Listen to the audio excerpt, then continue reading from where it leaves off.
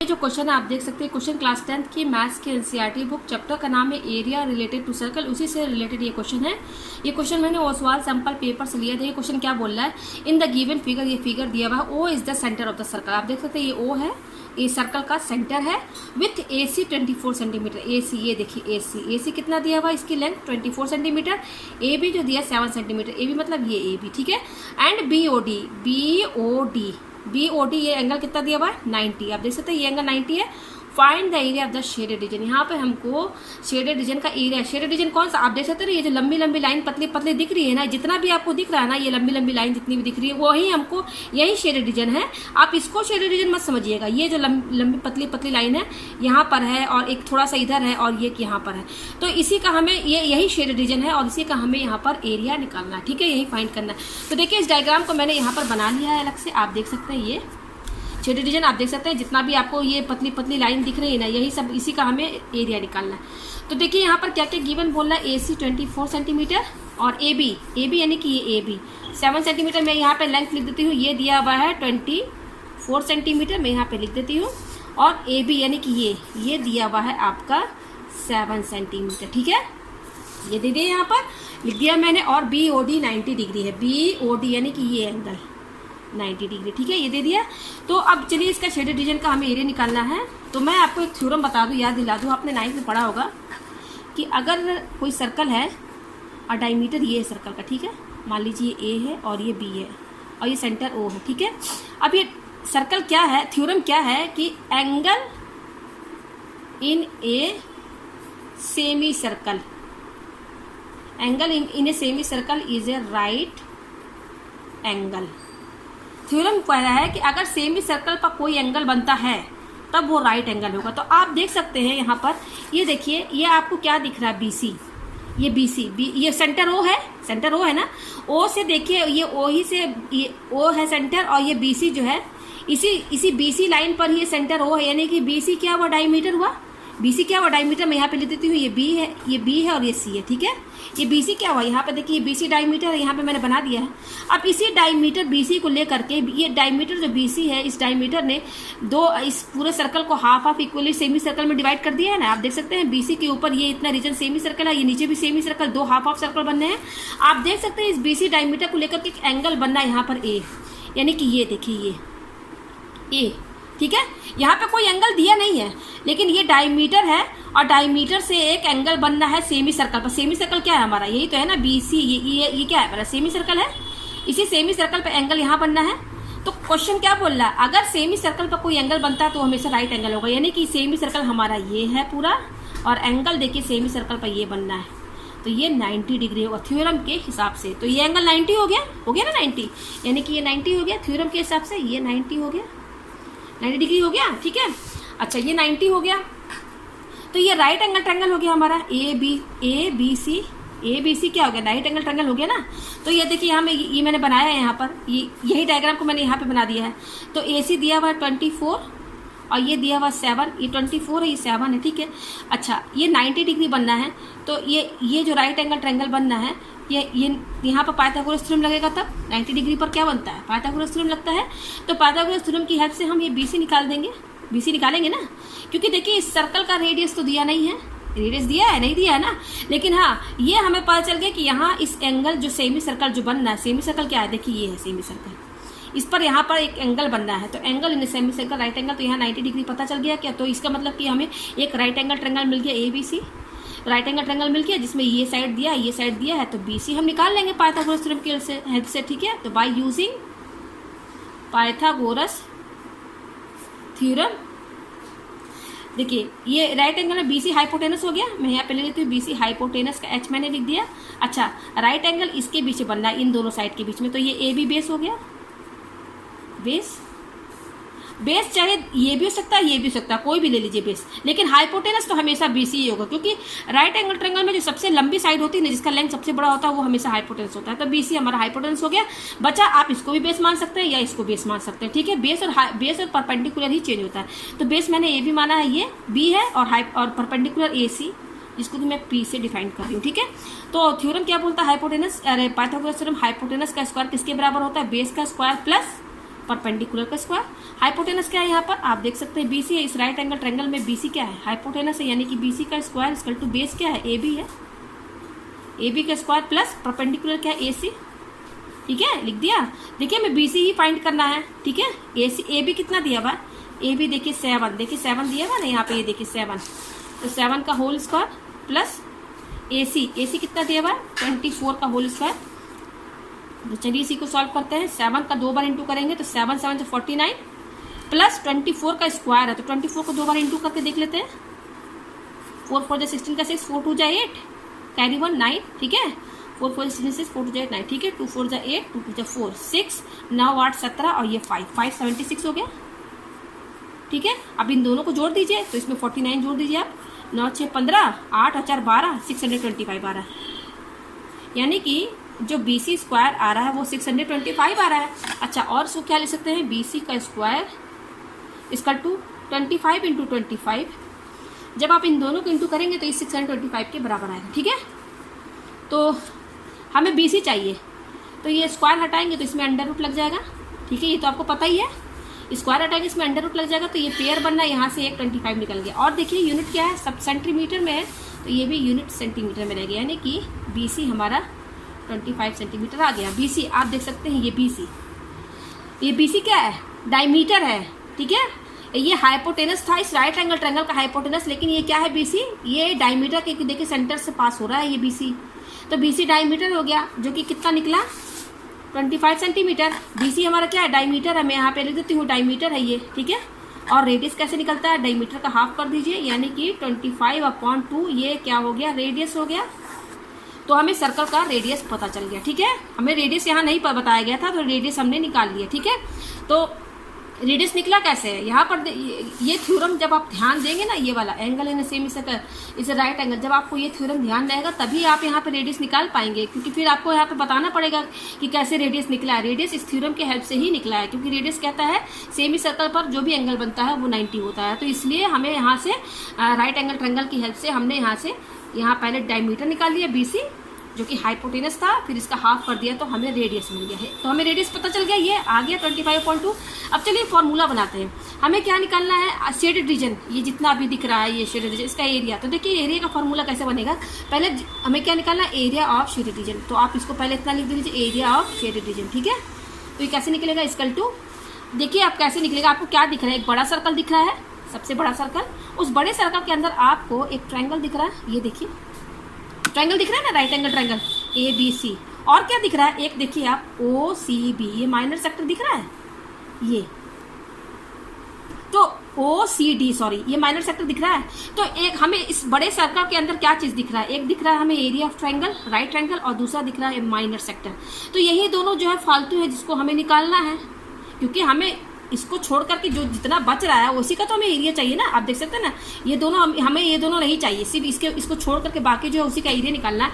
तो इसका मतलब कि हम बड़े सर्कल में से जो सर्कल है एरिया सर्कल, उसमें से हम इसका एरिया और इस माइनस सेक्टर का एरिया दोनों माइनस कर देंगे, तो जो निकलेगा वो शेडेड रीजन का ही तो एरिया निकलेगा। ठीक है, तो फॉर्मूला क्या बनेगा, area of shaded region equal to area of circle minus क्या करेंगे, बड़े सर्कल में से किसका एरिया, एरिया ऑफ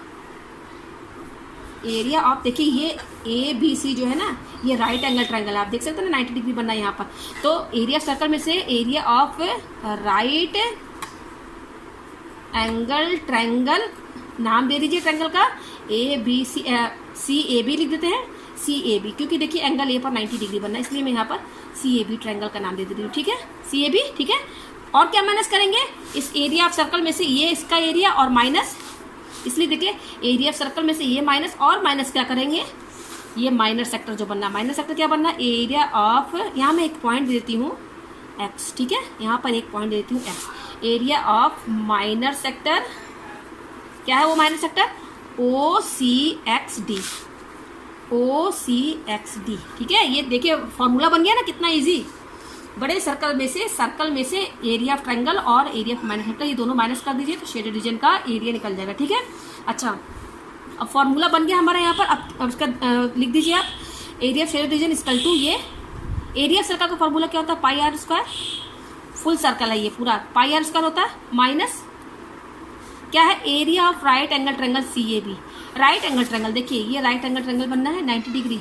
तो राइट एंगल ट्रायंगल का फॉर्मूला क्या होता है एरिया का, हाफ बेस इंटू हाइट होता है ना। तो चलिए हाफ बेस क्या है, आप देखिए राइट एंगल ट्रायंगल ये है, मैं यहाँ पे दिखा देती हूँ। ये देखिए ये राइट एंगल ट्रायंगल 90 यहाँ बनना है। तो बेस क्या है, ए बी बेस 90 डिग्री यहाँ बनना है ना, ये बेस हो गया और ये हाइट हो गया, ये हाइट हो गया। यानी कि बेस क्या है, ए बी यानी कि हाफ बेस क्या है हमारा, ए बी हो गया इंटू हाइट क्या है, ये बेस हो गया, हाइट हमारा ए सी है इंटू ए सी। ये लिख दिया ना। Area of right angle triangle का फॉर्मूला क्या होता है, हाफ बेस इंटू हाइट। तो बेस ए बी है, हाइट ए सी है। फिर क्या, minus area of minor sector O C X D. तो माइनर सेक्टर का फॉर्मूला क्या होता है, आपको याद होगा, theta upon 360 into pi r square. ठीक है, यही फॉर्मूला होता है। ठीक है, तो अब देखिए आगे पाई आर स्क्वायर। ठीक है, तो पाई आर स्क्वायर अभी ऐसे ही रहने दीजिए। ठीक है, minus half into A B देखिए कितना दिया हुआ है, आप देख सकते हैं 7। तो बेस दिया हुआ 7 इंटू ए सी की वैल्यू दी हुई 24। तो मैं यहाँ 24 ले देती हूँ। ठीक है, फिर देखिए ये इसकी वैल्यू लेती, फिर माइनस। अच्छा, अब देखिए यहाँ पर क्वेश्चन में ही कह रहा है कि बी ओ डी जो ये 90 है। अच्छा, ये 90 है और सी बी एक स्ट्रेट लाइन है, सी बी स्ट्रेट लाइन है ना। तो स्ट्रेट लाइन के हिसाब से, स्ट्रेट लाइन थ्योरम के हिसाब से ये 90 है, तो ये कितना होगा, ये भी तो 90 ही होगा ना। आपने लाइन्स थ्योरम लाइन चैप्टर पढ़ा होगा ना क्लास 9th में।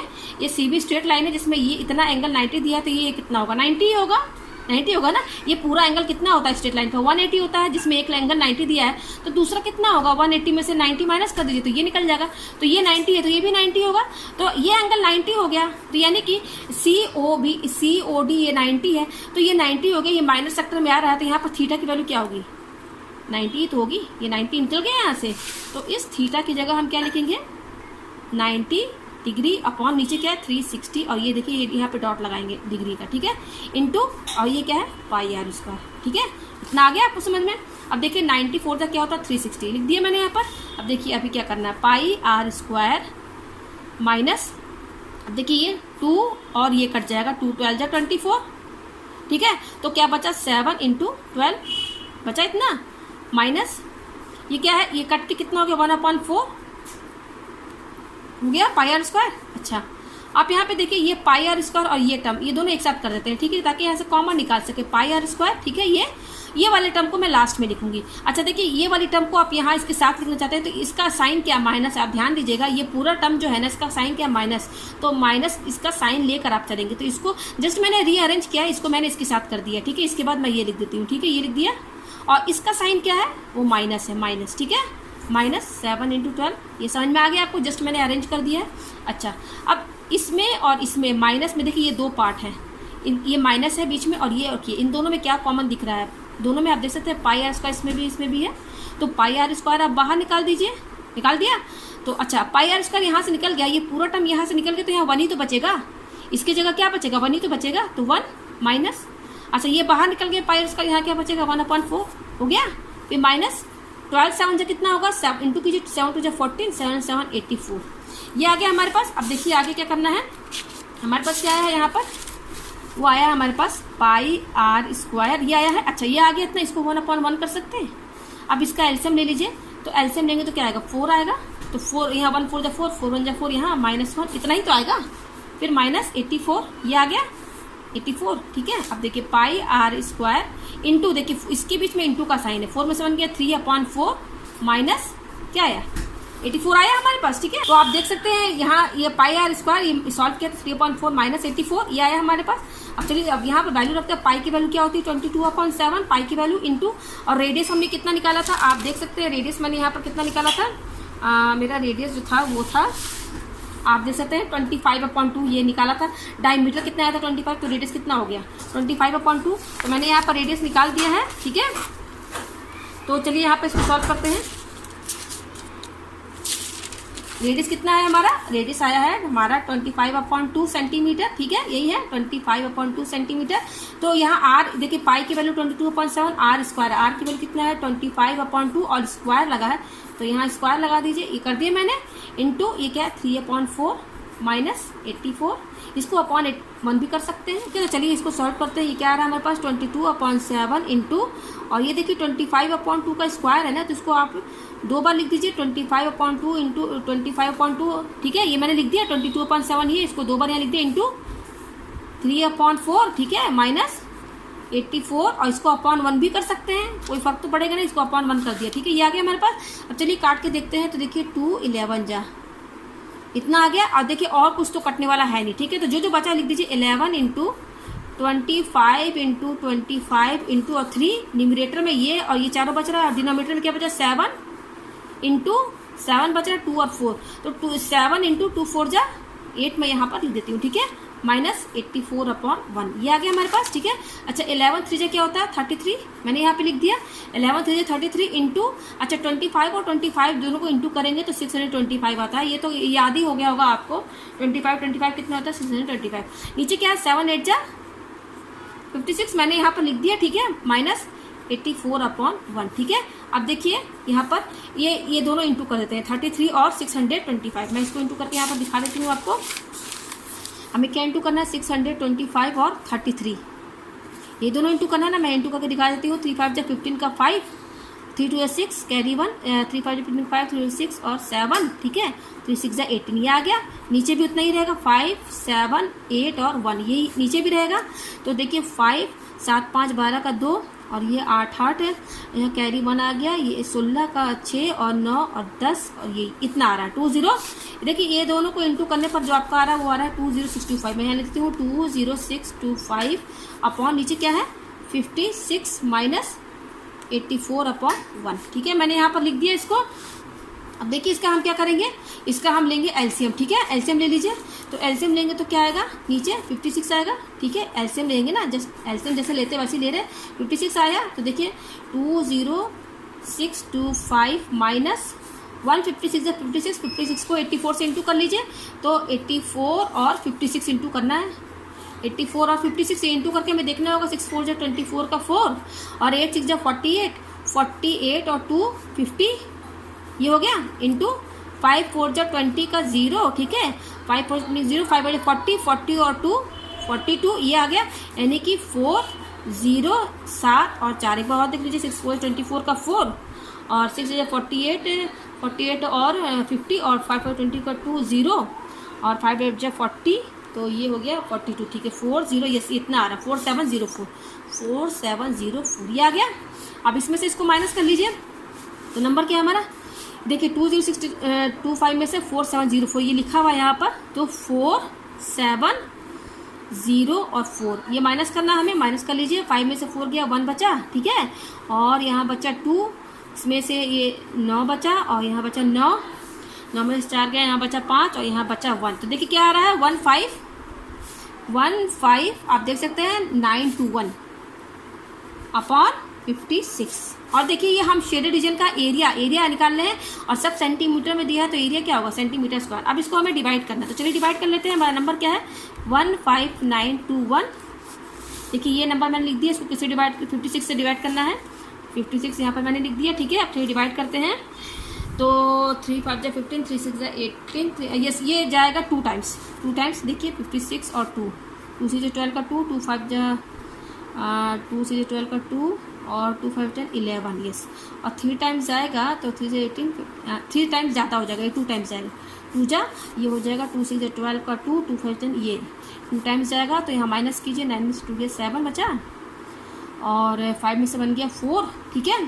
तो ये यहाँ से 2 उतार लीजिए आप। अब देखिए कितने टाइम जाएगा 8 5 जा 40, देखिए 56 8 से 48 का 8 और 8 5 जा 40, ये मेरे ख्याल से जाएगा आपका 8 टाइम्स जाएगा। आप देख सकते हैं यहाँ पर 56 8 जा 8 से 48 का 8 और 8 5 जा 40, तो 448, यस 8 टाइम्स जाएगा। तो कितना हुआ 448, ठीक है, माइनस कीजिए, 12 में से 8 गया 4 बचा और यहाँ पे 6 में 4 गया 2, ठीक है। अब ये 1 यहाँ देखिए 1 उतार लीजिए यहाँ पर, तो ये जाएगा 4 टाइम्स जाएगा, क्या 4 से 24 का 4 20 22 और कितने टाइम जाएगा 5 टाइम्स नहीं जाएगा, अब जाएगा 4 टाइम्स, ठीक है। तो 56 4 जा 6 4 24 का 4 20 और ये देखिए 11 में से 4 गया तो बचा 7, ठीक है, और 3, हाँ 1। अब देखिए ये नहीं जाएगा तो अब हम पॉइंट लगा के क्या कर देंगे, एक 0 लगा देंगे। तो अभी कितने टाइम्स जाएगा, 3 टाइम्स जा सकता है। 3 से 18 के 3 5 15 6 168 और 4 टाइम्स तो मेरे ख्याल से ऐसे ज़्यादा हो जाएगा। देखिए 3 टाइम्स जाएगा, 56 3 जा इतना होगा 168 होता है। 3 6 18 का 8 3 5 15, ये देखिए इतना। यानी कि आपको कितना आ रहा है, तो इसको डिवाइड करेंगे तो आपका आएगा 284.3 सेंटीमीटर स्क्वायर। ये है, ये जो आपने शेडेड रीजन जो है इसका एरिया ये आया है। तो मुझे उम्मीद है आपको ये क्वेश्चन जो है समझ में आ गया होगा।